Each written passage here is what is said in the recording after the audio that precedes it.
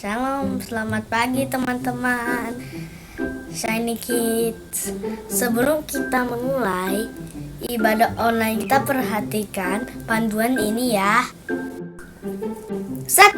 Gunakan baju yang rapi dan sopan.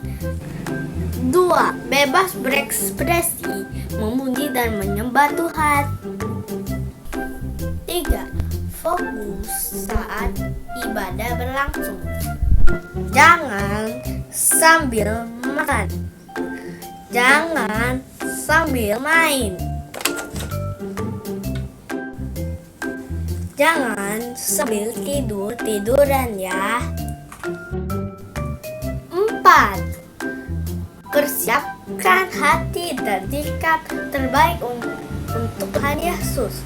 Selamat beribadah. Kelinciku amat lucu, matanya bulat, telinganya panjang, tapi sayang tak dapat sembahyang. Kawanku ini hari Minggu, sekarang udah jam berapa ya? Kok anak-anak masih pada sepi-sepi aja? Jangan-jangan mereka belum bangun nih. Bangunin dulu deh.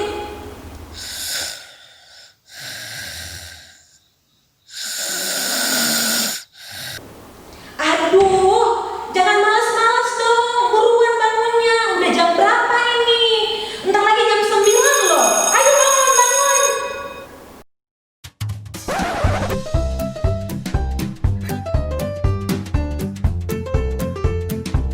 Yohanes 3 ayat 16b. Chiawi se cinta te bu ce ming wang fan te yung sem. Yohanes 3 ayat 16b. Saasi bait asi. Adi sabadu manyap pak daput udip luyo. Konnichiwa. Yohanes Ryoru Fuku Onsho. Sore wa Miko Oshinjiru mono ga hitori mo horobinade ei no inochi eru tame de aru. Nah, kita udah siap nih. Kim udah siap? Udah. Kak Angel udah siap? Kak Grace juga ya? Kita udah siap semuanya. Kita mau memuji Tuhan, kita mau menyembah Tuhan, kita mau semangat untuk beribadah. Ya, tapi sebelumnya adik-adik kita berdoa dulu. Yuk, kita semuanya yang di rumah, kita duduk rapi, kita lipat tangan, kita tutup mata kita mau naikkan doa kita kepada Tuhan Yesus. Terima kasih Tuhan Yesus untuk pagi yang indah yang Kau berikan Tuhan. Sungguh kami bersyukur Bapa atas berkat dan anugerah-Mu Bapa. Tuhan Yesus, pada saat ini kami datang untuk menyembah dan memuji Engkau Tuhan Yesus. Kami mau menaikkan syukur kami Tuhan atas apa yang telah Kau berikan kepada kami Bapa. Bapa, siapkan hati kami, buat kami Tuhan lebih semangat untuk memuji dan menyembah Engkau. Kiranya Tuhan, setiap ibadah pujian kami Tuhan boleh menjadi dupa harum buat Engkau Tuhan. Terima kasih Yesus, kami siapkan hati kami. Dalam nama Tuhan Yesus kami telah berdoa dan mengucap syukur. Yang percaya katakan amin. Mari teman-teman kita menyuruhkan yel Shining Kids. Siap ya? Shining Kids. Yes! Shining Kids, anak terang, sukacita, penuh kasih, kompak.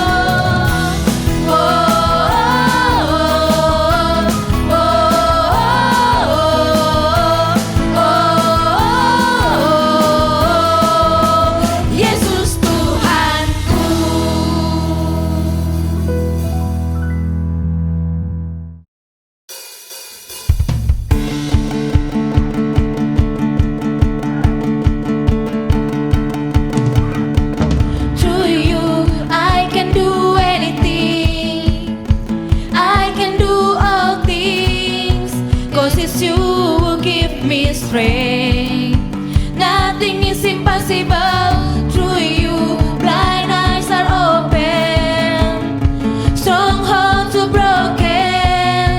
I am living by faith. Nothing is impossible.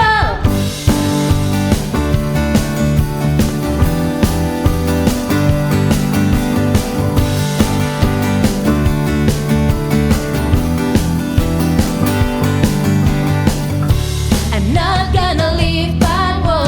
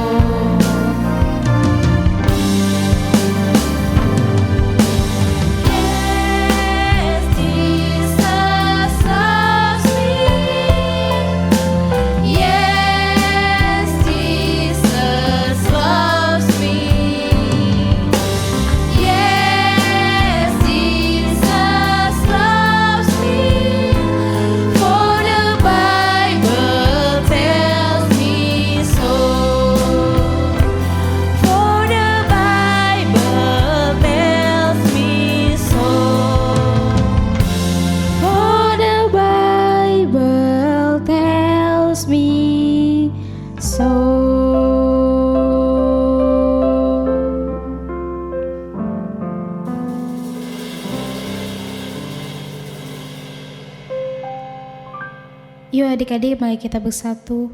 Kita mau berdoa untuk firman Tuhan. Tuhan, terima kasih Tuhan untuk kesempatan kali ini Tuhan.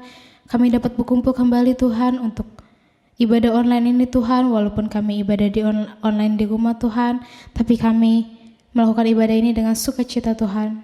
Tuhan, hari ini kami akan mendengarkan firman-Mu Tuhan. Berkati kakak-kakak yang sudah menyampaikan firman-Mu Tuhan. Sama-sama kita yang percaya kita katakan amin. Shalom adik-adik, berjumpa lagi dalam ibadah Shining Kids. Walaupun kita ibadahnya secara online, tapi kita tetap harus sukacita dalam mempersiapkan diri untuk mendengarkan firman Tuhan.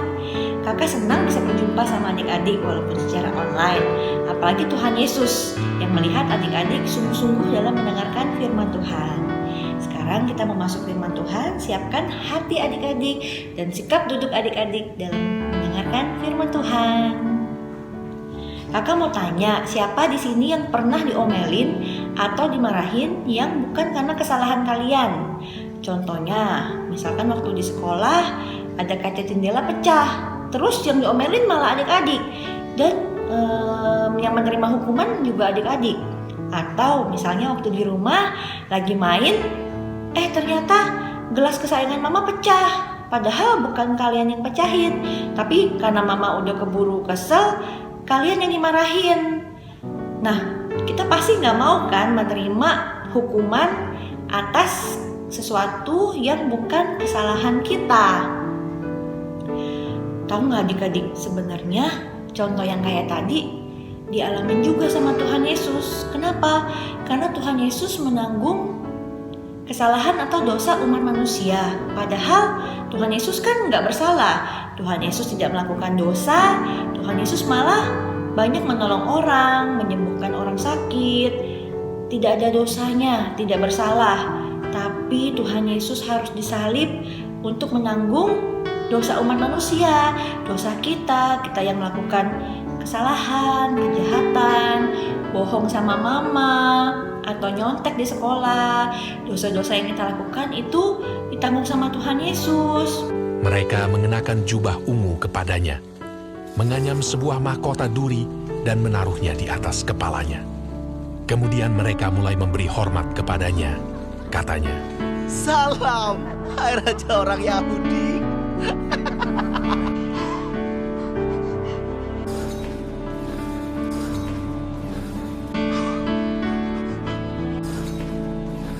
Pada waktu itu, lewat seorang yang bernama Simon orang Kirene yang baru datang dari luar kota. Dan orang itu mereka paksa untuk memikul salib Yesus.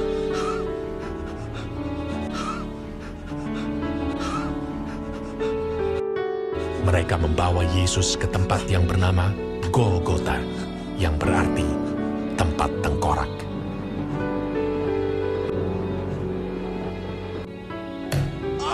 Kemudian mereka menyalibkan dia.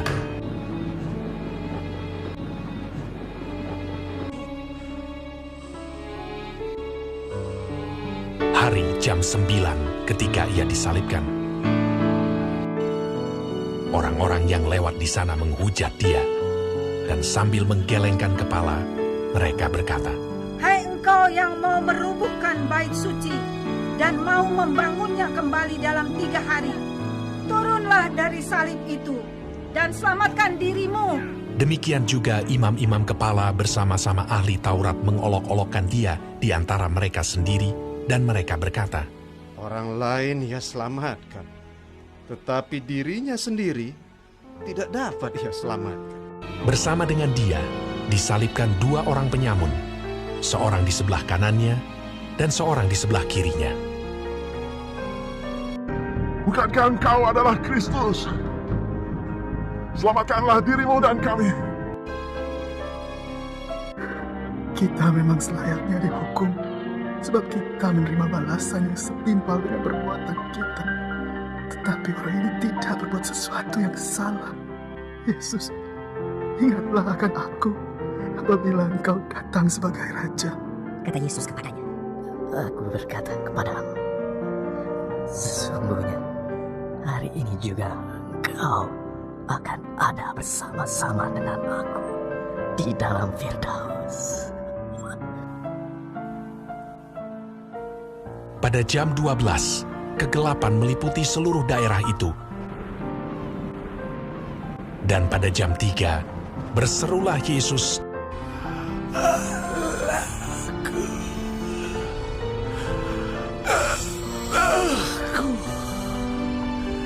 Mengapa kau meninggalkan aku? Lalu berserulah Yesus dengan suara nyaring dan menyerahkan nyawanya.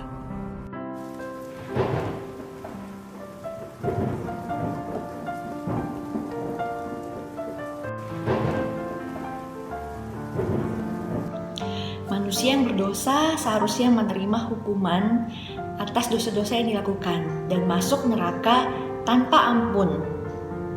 Tetapi manusia mendapatkan hadiah yang luar biasa, yaitu pengampunan dari Tuhan Yesus. Apa yang Tuhan Yesus lakukan agar manusia mendapatkan pengampunan?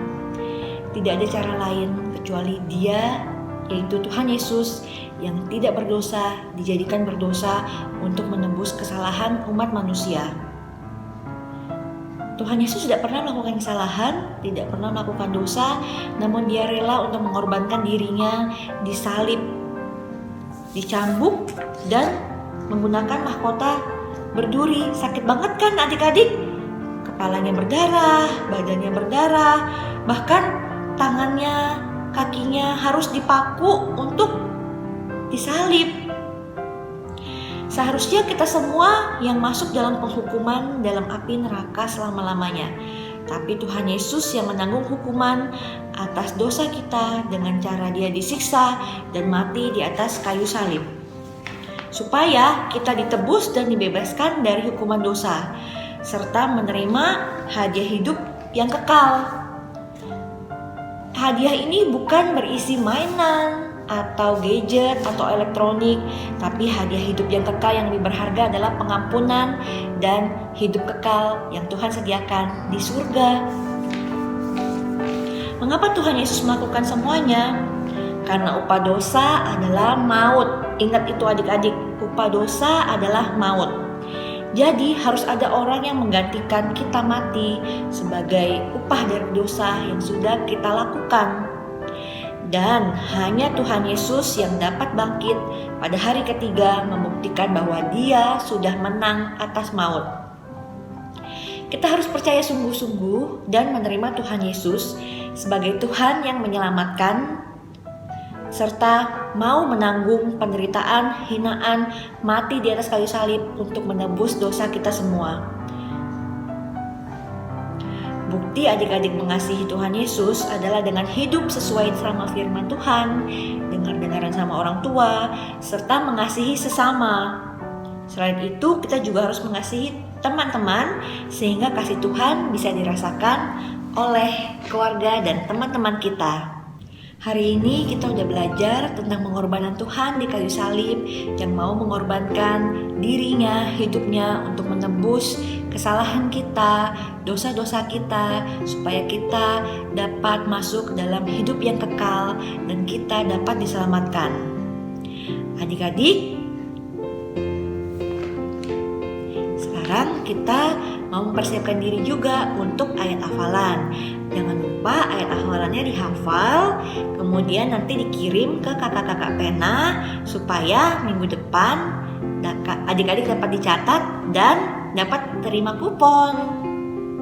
Ayat hafalannya dicatat ya adik-adik ya. Lukas 23 ayat 46b. Dan sesudah berkata demikian, Ia menyerahkan nyawanya. Sekali lagi ya adik-adik ya, dicatat juga. Lukas 23 ayat 46b. Dan sesudah berkata demikian, Ia menyerahkan nyawanya. Itu ayat hafalan untuk minggu ini. Tetap semangat ya adik-adik. Sampai jumpa di minggu depan. Halo, annyeonghaseyo, konnichiwa.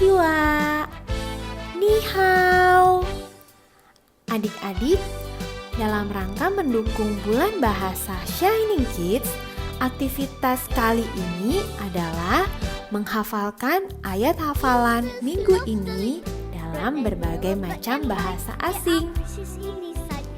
Adik-adik boleh memilih satu bahasa internasional ataupun bahasa daerah yang adik-adik sukai. Bagi adik-adik yang mengirimkan video ayat hafalan dengan bahasa internasional seperti bahasa Jepang, Mandarin, Korea, Belanda, India, ataupun bahasa asing lainnya, atau bahasa daerah seperti bahasa Batak, Sunda, Jawa, Manado, Bali, ataupun bahasa daerah lainnya akan mendapatkan 20 kupon. Khusus ayat hafalan berbagai bahasa ini, pengiriman videonya ditunggu sampai akhir bulan Juli ini ya. Ayo adik-adik, belajar berbagai macam bahasa yuk. Terima kasih. Thank you. Arigato gozaimashita.